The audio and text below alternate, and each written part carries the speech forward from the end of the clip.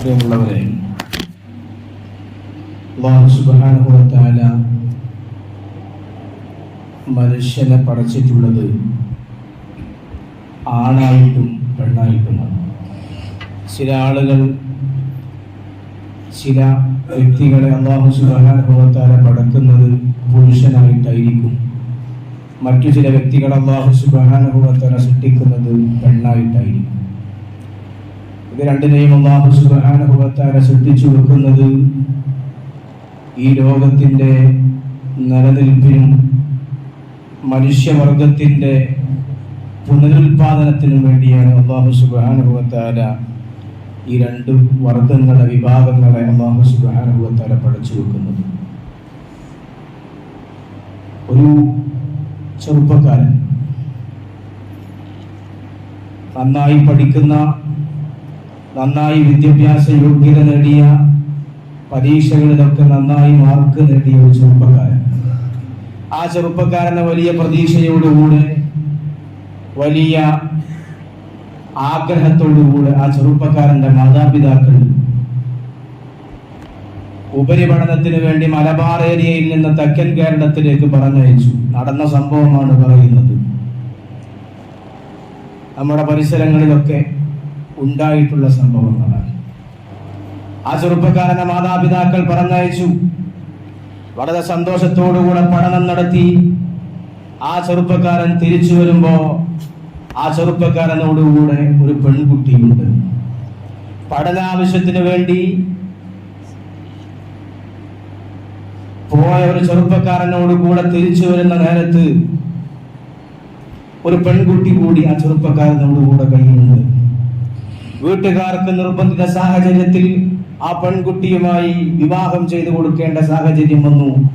വിവാഹം കഴിഞ്ഞ് 3 മാസമായപ്പോഴേക്ക് ആ പെൺകുട്ടിക്ക് 7 മാസം ഗർഭമുണ്ട്. വിവാഹം കഴിഞ്ഞ് 3 മാസം കഴിഞ്ഞപ്പോഴേക്ക് ആ പെൺകുട്ടിയുടെ വയറ്റിൽ 7 മാസം പ്രായമുള്ള ഒരു കുട്ടി ജീവൻ കൂടി ജീവിക്കുന്നു. ഒരു കുട്ടി കൂടി വളരുന്നു. നമ്മുടെ നാടുകളിൽ നടന്നുകൊണ്ടിരിക്കുന്ന മൊത്തത്തിലുള്ളൊരു ചിത്രമാണിത്. ഇങ്ങനെയുള്ള സാഹചര്യങ്ങൾ നമ്മുടെ പരിസരങ്ങളിലൊക്കെ നടന്നുകൊണ്ടിരിക്കുന്നു.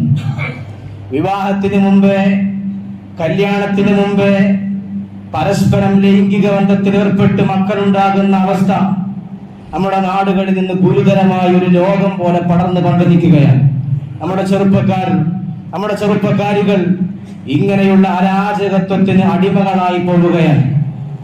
നമ്മൾ വളരെ ഗൗരവത്തോടുകൂടെ ഈ കാര്യത്തെ കരുതിയിരിക്കേണ്ട സന്ദർഭമാണ്, സാഹചര്യമാണ് നമ്മുടെ മുമ്പിലുള്ളത്. അല്ലാഹുവിന്റെ വിശുദ്ധമായ ഖുർആൻ പറഞ്ഞത് ലാ തഖറബുസ്സിന, നിങ്ങൾ വ്യഭിചാരത്തോട് അടുക്കരുത് എന്നാണ് പറഞ്ഞത്. നിങ്ങൾ വ്യഭിചരിക്കരുത് എന്നല്ല പറഞ്ഞത്. നിങ്ങൾ വ്യഭിചാരം ചെയ്യരുത് എന്നല്ല വിശുദ്ധമായ ഖുർആൻ പറഞ്ഞത്. ലാ തഖറബുസ്സിന, നിങ്ങൾ വ്യഭിചാരത്തോട് അടുത്തു പോകരുത് എന്നാണ് വിശുദ്ധമായ ഖുർആനിന്റെ പ്രഖ്യാപനം. എന്നാൽ ആ പ്രഖ്യാപനത്തെ കാറ്റിൽ പറത്തിക്കൊണ്ട് നമ്മുടെ മക്കൾ, നമ്മളെ വളർന്നു വരുന്ന പുതിയ തലമുറ മാറിക്കൊണ്ടിരിക്കുകയാണ്. അവർക്ക് അന്യപുരുഷ സ്ത്രീ സങ്കലനം പ്രശ്നമല്ല.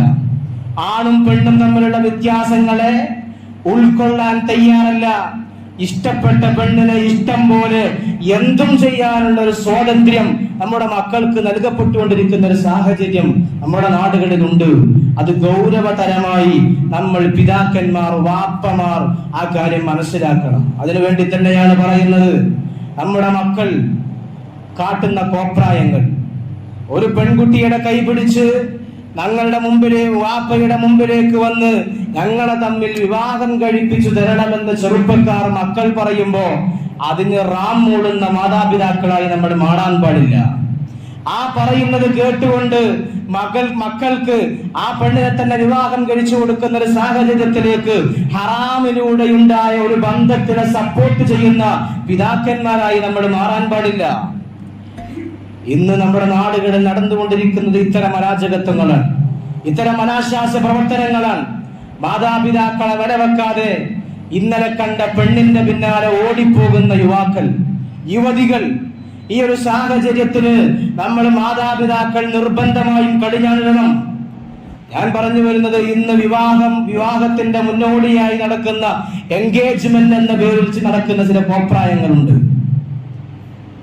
വിവാഹമില്ല, നിക്കാഹില്ല, അതിന്റെ തൊട്ട് മുമ്പായി എൻഗേജ്മെന്റ് എന്ന് പറഞ്ഞ ചില കോപ്രായങ്ങൾ കാട്ടിക്കൂട്ടി ഒരു അന്യ പുരുഷനും ഒരു അന്യ സ്ത്രീയും സംസാരിക്കാൻ കഴിയുന്നത് നിക്കാഹോടുകൂടെയാണ്, അല്ലെങ്കിൽ മൊബൈലിൽ ചാറ്റിംഗ് ചെയ്യാൻ കഴിയുന്നത്, അല്ലെങ്കിൽ ഒപ്പം ബൈക്കെടുത്ത് കറങ്ങാൻ കഴിയുന്നത്, അത് അനുവദനീയമാകുന്നത് അത് വിവാഹം കഴിയലോടുകൂടെയാണ്, നിക്കാഹ് കഴിയലോടുകൂടെയാണ്.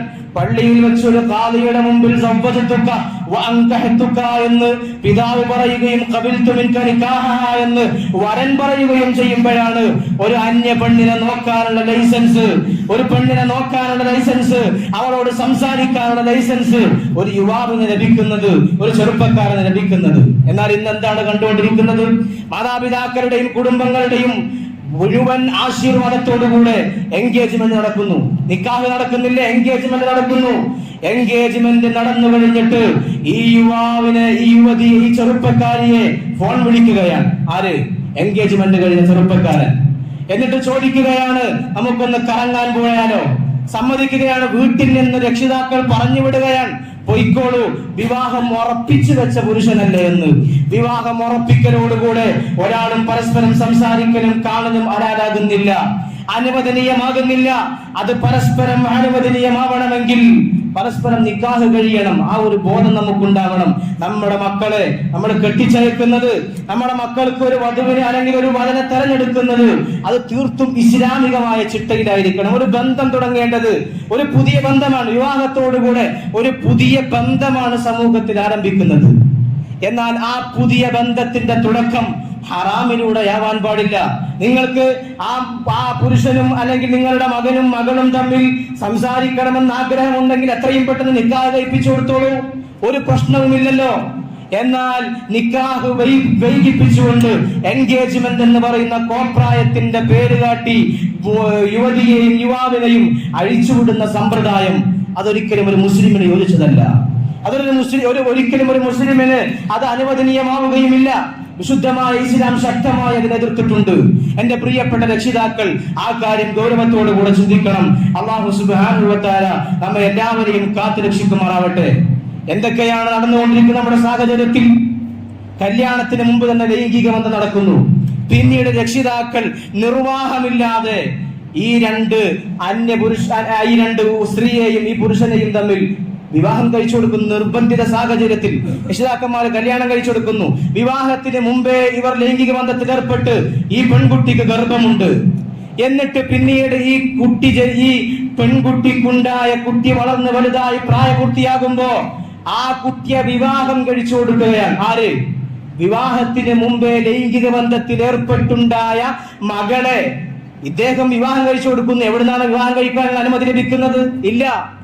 ഒരാൾക്ക് വ്യഭിചാരത്തിൽ ഒരു കുട്ടി ജനിക്കുകയും ആ കുട്ടിയെ വിവാഹം കഴിച്ചു കൊടുക്കാനുള്ള അനുമതി ഒരിക്കലും അയാൾക്കില്ല. വ്യഭിചാരത്തിൽ ജനിച്ച ഒരു കുട്ടിയെ വിവാഹം കഴിച്ചു കൊടുക്കാനുള്ള അവകാശം പിതാവാണെന്ന് അവകാശപ്പെടുന്ന ആൾക്കില്ല. അങ്ങനെ വിവാഹം കഴിച്ചു കൊടുത്താൽ എന്താണ് പിന്നീട് സംഭവിക്കുന്നത്? ആ നിക്കാഹ് അസാധുവാണ്. വിവാഹത്തിന് മുമ്പേ നടന്ന ലൈംഗിക ബന്ധത്തിലുണ്ടായ മകളെ കല്യാണം കഴിച്ചു കൊടുക്കുകയാണ് പിതാവ് എന്ന പേരിൽ. വിവാഹം കഴിച്ചു കൊടുത്താൽ ആ വിവാഹം സാധുവല്ല, അസാധുവാൻ. ആ വിവാഹം ഇസ്ലാമിക ദൃഷ്ടി അസാധുവാൻ.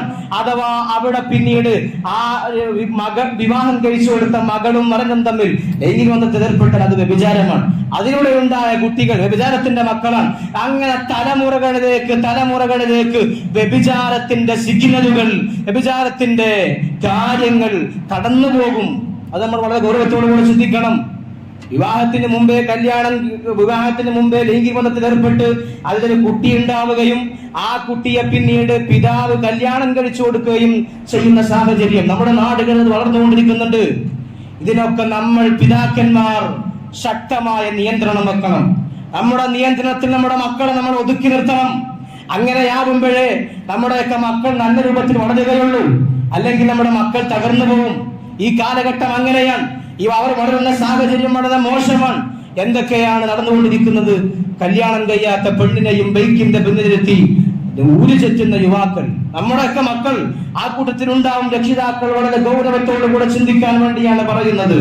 അല്ലാഹു സുബ്ഹാനഹു വ തആല നമ്മയൊക്കെ അത്തരം വിപത്തുകളിൽ നിന്ന് കാത്തുരക്ഷിക്കുമാറാവട്ടെ. ഇത് നമ്മുടെ യുവാക്കളും യുവതികളും ഒക്കെ ഉണ്ടായിക്കൊണ്ടിരിക്കുന്ന ഒരു പ്രവണതയാണ്. ഞങ്ങൾ പഠിക്കാൻ, ഞങ്ങൾക്ക് ഇപ്പൊ കല്യാണം വേണ്ട, ഞങ്ങൾക്ക് കുറച്ച് കഴിഞ്ഞിട്ട് മതി കല്യാണം, ഞങ്ങൾ ഇപ്പൊ ഒന്ന് പഠിക്കട്ടെ എന്ന് പറഞ്ഞ് പഠനത്തിന്റെ പേരിൽ രക്ഷിതാക്കന്മാരെ വിവാഹം മുടക്കുന്ന ഒരു സാഹചര്യം നമ്മുടെ നാട്ടിലുണ്ട്.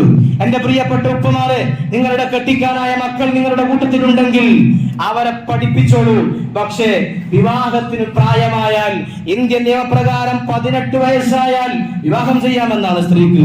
നിങ്ങൾ എത്രയും പെട്ടെന്ന് നിങ്ങളുടെ പെൺമക്കളെ വിവാഹം ചെയ്തുകൊണ്ട് അവർക്ക് നല്ല ഇണകളെ കണ്ടെത്തി കൊടുക്കണം.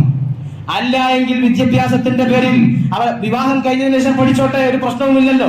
വിവാഹം കഴിഞ്ഞതിന് ശേഷം പഠിക്കാമല്ലോ, വിവാഹം കഴിഞ്ഞതിന് ശേഷം പഠിക്കാം. എന്നാൽ വിവാഹത്തെ വൈകിപ്പിച്ചുകൊണ്ട്, കല്യാണം കഴിക്കുന്ന വൈകിപ്പിച്ചുകൊണ്ട് പഠനമെന്ന പേരിൽ നമ്മുടെ പെൺകുട്ടികൾ, നമ്മുടെ മക്കൾ വിവാഹത്തെ വൈകിപ്പിക്കുന്നുണ്ടെങ്കിൽ പ്രിയപ്പെട്ട രക്ഷിതാക്കന്മാരെ, നിങ്ങൾ വളരെ ഗൗരവതരമായി ശ്രദ്ധിച്ചോളൂ. അത് നല്ലതിലേക്കുള്ള പോക്കാവില്ല. മനുഷ്യൻ അങ്ങനെയാണ്. മനുഷ്യന്റെ ഹൃദയം എന്ന് പറയുന്നത് ആണിന്റെ മനസ്സ് പെണ്ണിനോട് സ്വാഭാവികമായും ലയിക്കുന്ന ഒരു മനസ്സാണ്. പെണ്ണിന്റെ മനസ്സ് ആണിനോടും ചായ്വുള്ള മനസ്സാണ്. അതങ്ങനെയാണ് അല്ലാഹു സുബ്ഹാനഹു വ തആല പടച്ചു വെച്ചിട്ടുള്ളത്. അതുകൊണ്ട് പ്രായമായാൽ ഉടനെ മക്കളെ കല്യാണം ചെയ്തേക്കണം. എന്നിട്ട് പഠിച്ചോട്ടെ, ഇഷ്ടം പോലെ പഠിച്ചോട്ടെ. അതിനുള്ള സാഹചര്യം നമ്മുടെ നാട്ടിലുണ്ടല്ലോ. അതുകൊണ്ട് ആ കാര്യം വളരെ ഗൗരവതരമായി എന്റെ പ്രിയപ്പെട്ട മുഅ്മിനീങ്ങൾ സൂക്ഷിക്കണം. അല്ലാഹു സുബ്ഹാനഹു വ തആല നമ്മെ കാത്ത് സംരക്ഷിക്കുമാറാവട്ടെ. ഹബീബായ മുസ്തഫ നബി തങ്ങൾ പഠിപ്പിക്കുകയാണ്, മാ തറക്തു ബഅദി ഫിത്നതൻ അദറ അല തിജാരി മിനൻ നിസാ. എന്റെ കാലശേഷം ഇവിടെയുള്ള പുരുഷന്മാർക്ക് ഏറ്റവും വലിയ ഫിത്നയായിട്ട്, ഏറ്റവും വലിയ ദുരന്തമായിട്ട് ഞാൻ ഒഴിവാക്കി വിടുന്നത് പെണ്ണുങ്ങളെയാണ്, സ്ത്രീകളെയാണ് എന്ന് മുസ്തഫ നബി മുഹമ്മദ് മുസ്തഫ സല്ലല്ലാഹു അലൈഹി വസല്ലം തങ്ങൾ പഠിപ്പിക്കുകയാണ്. ഒരു അന്യ പെണ്ണിനെ നോക്കുന്നത് പോലും പരിശുദ്ധമായ ഇസ്ലാം വളരെ കൃത്യമായി വിരോധിച്ചിട്ടുണ്ട്. മഹാനായ അലി ഇബ്നു അബീ ത്വാലിബ് റളിയല്ലാഹു അൻഹുവിനെ വിളിച്ചുകൊണ്ട് നബി സല്ലല്ലാഹു അലൈഹി വസല്ലം തങ്ങൾ പറയുന്നു, യാ അലി ലാ തത്ബിഇൻ നദറതൻ നദറ. ഒരു വട്ടം നീ കാണാതെ ഒരു പെണ്ണിനെ നോക്കിപ്പോയാൽ, അറിയാതെ ചിലപ്പോൾ സ്വാഭാവികമായും ഒരു പെണ്ണിനെ അങ്ങാടിയിലേക്ക് ഇറങ്ങുമ്പോഴോ മറ്റൊക്കെ ചിലപ്പോൾ അറിയാതെ നോക്കിപ്പോവും. ആ ഒരൊറ്റ നോട്ടം നോക്കിക്കഴിഞ്ഞാൽ പിന്നീട് നീ നോക്കാൻ പാടില്ല. ഒന്നാമത്തെ നോട്ടം, ആ ഒരൊറ്റ നീ അറിയാതെ ചിലപ്പോൾ നോക്കിപ്പോകുന്ന നോട്ടം, അത് നിനക്ക് അനുവദനീയമാണ്. രണ്ടാമത്തെ നോട്ടം നീ ആ പെണ്ണിലേക്ക് നോക്കിയാൽ അത് നിനക്ക് ഹറാമാണ് എന്ന് മഹാനായ അലി ഇബ്നു അബീ ത്വാലിബ് റളിയല്ലാഹു അൻഹുവിനോട് നബി സല്ലല്ലാഹു അലൈഹി വസല്ലം തങ്ങൾ ഉപദേശം കൊടുക്കുന്നുണ്ട്. അതുകൊണ്ട് മുഅ്മിനീങ്ങൾ ഈ കാര്യം വളരെ ഗൗരവതരമായി ചിന്തിക്കേണ്ടതുണ്ട്. നമ്മളൊക്കെ വിചാരിക്കും വ്യഭിചാരം എന്ന് പറയുന്നത് വെറും ലൈംഗിക അവയവം കൊണ്ട് ചെയ്തത് മാത്രമാണ് എന്നാണ്. എന്നാൽ അല്ലാഹുവിന്റെ പരിശുദ്ധരായ റസൂലുള്ളാഹി സ്വല്ലല്ലാഹു അലൈഹി വസല്ലം തങ്ങൾ പഠിപ്പിച്ചത് സിനൽ ഐനൈനി അൻ-നദർ. നിങ്ങളുടെ കണ്ണിന് വ്യഭിചാരമുണ്ട്, നിങ്ങളുടെ കയ്യിന് വ്യഭിചാരമുണ്ട്, നിങ്ങളുടെ കാലിന് വ്യഭിചാരമുണ്ട്. അതെന്താണ്? സിനൽ ഐനൈനി അൻ-നദർ. അന്യ സ്ത്രീകളിലേക്ക് അല്ലെങ്കിൽ അന്യ സ്ത്രീ അന്യ പുരുഷനിലേക്ക് നോക്കൽ വ്യഭിചാരമാണ്, കണ്ണിന്റെ വ്യഭിചാരമാണ്.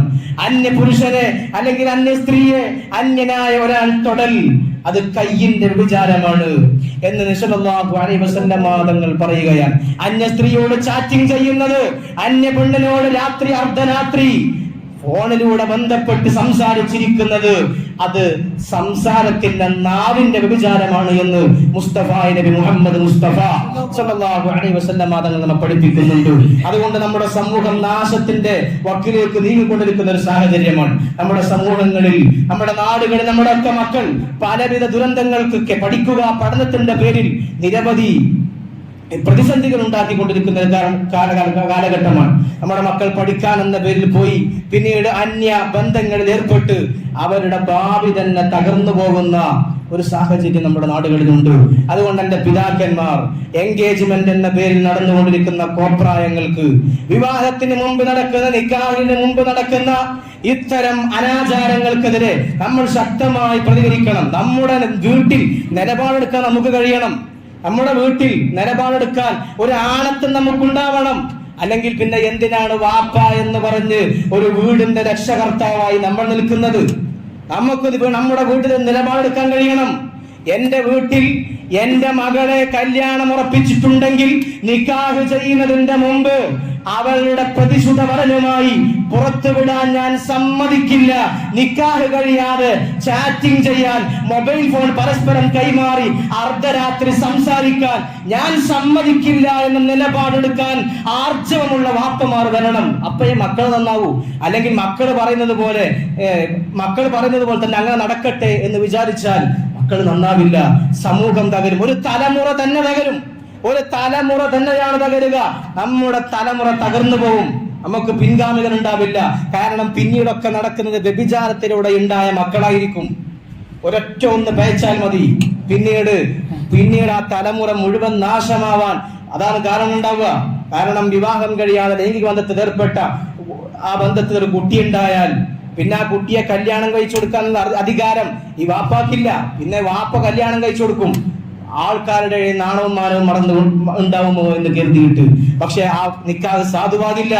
ഇങ്ങനെ ഒരുപാട് പ്രശ്നങ്ങളുണ്ട്. അതുകൊണ്ട് വിവാഹപ്രായമെത്തിയ മക്കളുണ്ടെങ്കിൽ എത്രയും പെട്ടെന്ന് അവരെ വിവാഹം കഴിച്ചു കൊടുക്കുക. അവർക്ക് പഠിക്കാനുള്ള സാഹചര്യങ്ങൾ വിവാഹത്തിന് ശേഷം ഒരുക്കി കൊടുക്കുക. അങ്ങനെയുള്ള സാഹചര്യത്തിലേക്ക് നമ്മളൊക്കെ വളർന്നു വരണം. അല്ലാഹു സുബ്ഹാനഹു വ തആല കാത്ത് സംരക്ഷിക്കുമാറാവട്ടെ. അല്ലാഹു സുബ്ഹാനഹു വ തആല നമ്മുടെ മക്കളെയൊക്കെ എല്ലാവിധ ദുരന്തങ്ങളിൽ നിന്നും, അരാജകത്വങ്ങളിൽ നിന്നും, അനാചാരങ്ങളിൽ നിന്നും അല്ലാഹു സുബ്ഹാനഹു വ തആല കാത്ത് സംരക്ഷിക്കുമാറാവട്ടെ. ആമീൻ എന്ന് ദുആ ചെയ്യുകയാണ്. പ്രിയമുള്ള